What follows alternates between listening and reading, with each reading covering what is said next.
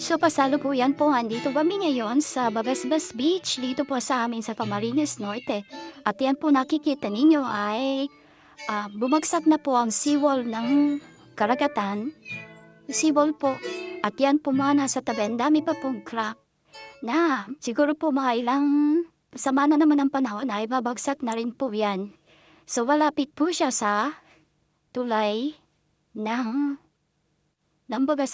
Babasbas Beach.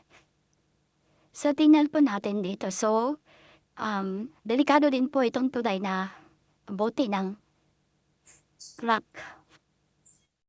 So kasalukuyan po ay masama pa rin po ang panahon dito sa amin dahil po sa gale warning. Pang ilang araw na po itong ganito.